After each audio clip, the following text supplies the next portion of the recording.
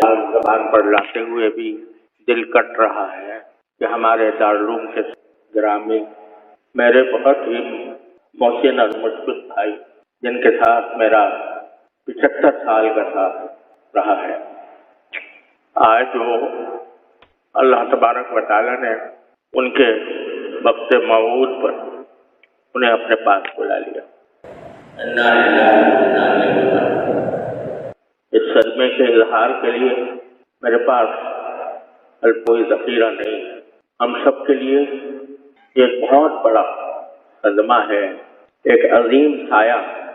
ہمارے سر سے اٹھا ہے۔ آپ حضرات جانتے ہیں کہ تقریباً 2 سال سے حضرت صاحب فراج تھے، لیکن اسی دوران الحمدللہ وہ باتیں بھی کرتے تھے اور مجموعی اعتبار سے کمزوری کے سوا کوئی بڑا مرض نہیں تھا۔ اگر بیچ میں کچھ امراض پیش آئے، ایسی حالتیں بھی ہوئیں جن میں مایوسی کے قریب پہنچ گئے، لیکن اللہ تبارک و تعالیٰ نے اپنے فضل و کرم سے انہیں دوبارہ صحت عطا فرمائی، اور ہم اللہ تعالیٰ کے فضل و کرم کے بھروسے پر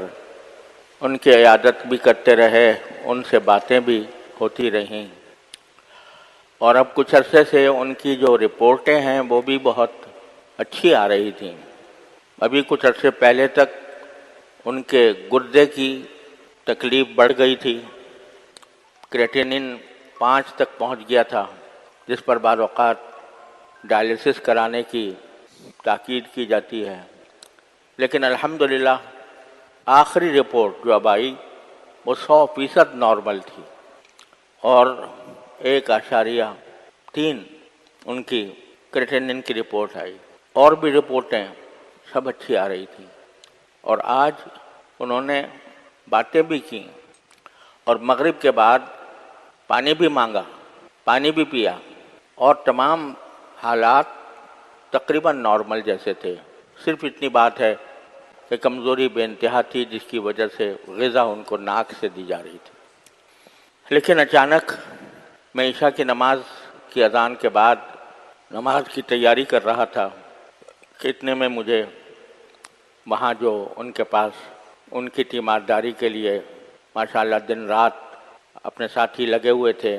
ان کی طرف سے پیغام آیا کہ طبیعت بگڑ رہی ہے۔ جا کر میں نے دیکھا تو ان کے سانس کی رفتار، جسے سیچوریشن کہتے ہیں، وہ بہت گر گئی تھی۔ آکسیجن لگائی گئی، پوری آکسیجن لگائی گئی،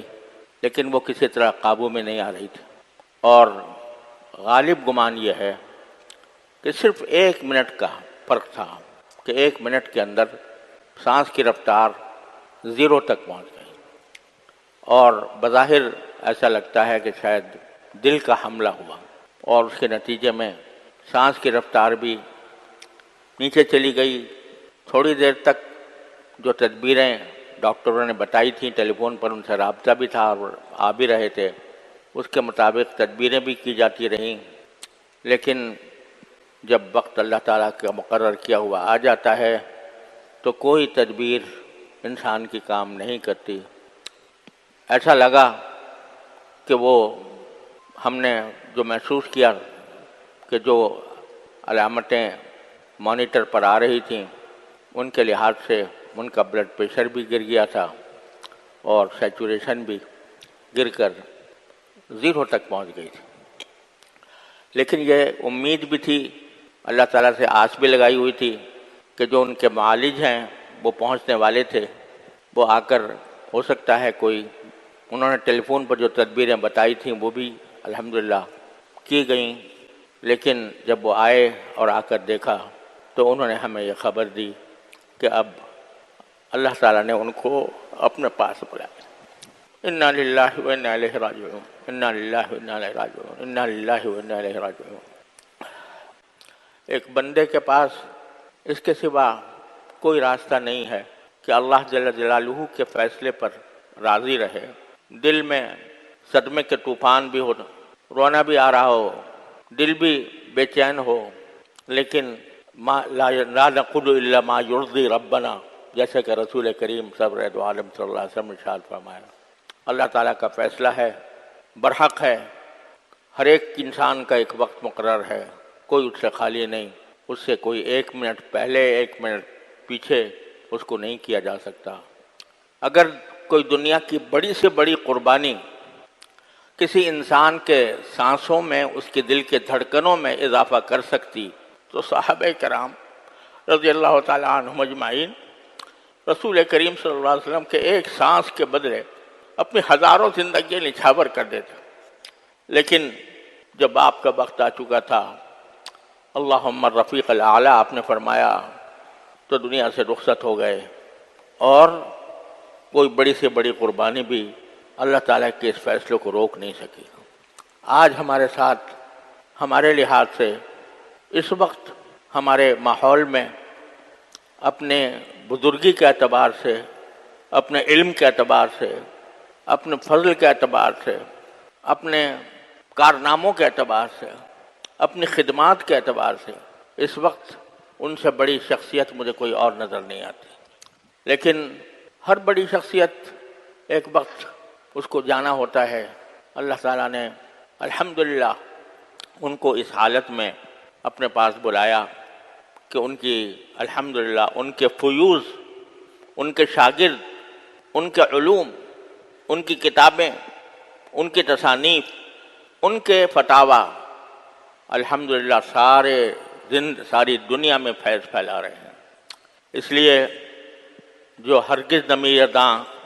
کہ دل زندہ شد بعشق، جس کو دل عشق سے، عشق الہی سے معمور ہو، وہ مرتا نہیں ہے۔ اللہ تبارک و تعالیٰ اس کے فیوز کو باقی اور قائم و دائم رکھتے ہیں۔ ہم سب کے لیے اس وقت صدمہ بہت بڑا ہے، لیکن اللہ تعالیٰ کے فیصلے پر راضی ہونا ہی ایک مومن کا نشان ہے۔ اس پر جب بھی صدمہ ہو تو انا للہ و انا الیہ راجعون کثرت سے پڑھنا چاہیے۔ اور میں آپ حضرات سے یہ درخواست کرتا ہوں، سب سے درخواست کرتا ہوں کہ جو وقت ہے اس کو زیادہ سے زیادہ ان کے ایصال ثواب کے لیے خرچ کریں۔ قرآن کریم کی تلاوت کر کے، نفلیں پڑھ کر، ذکر کر کے، تسبیحات کر کے، جس طرح بھی ہو ان کی روح پرفتوح کو ثواب پہنچانے کی کوشش کریں۔ ایک مسئلہ آپ حضرات کے پاس آنے میں جو دیر لگی، اس کی پہلی وجہ تو یہ تھی کہ ابھی ہمیں یقین کرنا تھا کہ واقعتاً یہ حادثہ پیش آ گیا ہے، کیونکہ ڈاکٹر جب تک تصدیق نہ کرے اس وقت تک ایک امید بندھی ہوئی تھی کہ شاید ابھی کوئی زندگی کی رمق باقی ہو۔ ڈاکٹر صاحب کے آنے میں کچھ وقت لگا، انہوں نے دیکھا، اس کے بعد کہ ضروری فوری انتظامات کرنے ضروری تھے، اس میں مصروفیت رہی، خبر ساری دنیا میں پھیل گئی اور ہر طرف سے ٹیلی فونوں کا تانتا بندھا ہوا۔ اس وجہ سے آپ تک پہنچنے اور آپ سے بات کرنے میں دیر لگی۔ ایک دوسرا مسئلہ اس وقت یہ ہے کہ نماز جنازہ اور تجہیز و تکفین کا مرحلہ درپیش ہے، لیکن یہ بھی ایک افسوسناک سی صورتحال ہے کہ ان کے جلیل القدر صاحبزادے حضرت مولانا محمد زبیر صاحب، اللہ تعالیٰ ان کے عمر میں، علم میں، عمل میں برکت عطا فرمائے، وہ اس وقت سفر پر ہیں، اور نماز جنازہ کا وقت کا تعین اس بات پر موقوف ہے کہ ان کی واپسی کے لیے جو سیٹیں بک کرائی جا رہی ہیں ان کا صحیح پتہ چل جائے۔ ان کا صحیح پتہ چلنے کے بعد ہم یہ فیصلہ کر سکیں گے کہ نماز جنازہ کس وقت کی جائے۔ ظاہر ہے کہ حضرت رحمۃ اللہ علیہ کہ وہ ولی اقرب ہیں، اور انہی سے اجازت لے کر اور انہی کے مشورے پر ہمیں عمل کرنا ہے۔ اس لیے ابھی اس کا انتظار ہے کہ ان کی کون سی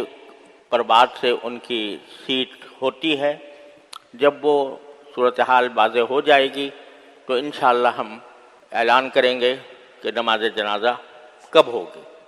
اور اس سے پہلے آج رات میں ہی امید ہے کہ انشاءاللہ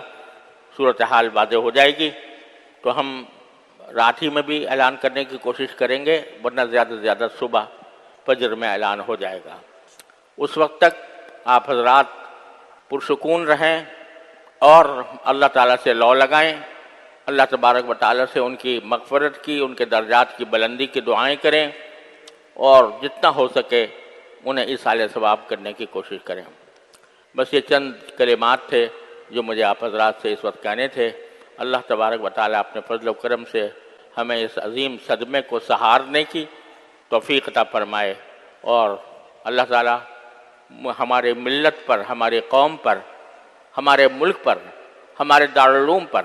جو صدمہ آیا ہے، اللہ تبارک و تعالیٰ اس کی ذمہ داریوں سے اپنی رضا کے مطابق عہدہ برا ہونے کی توفیق عطا فرمائے۔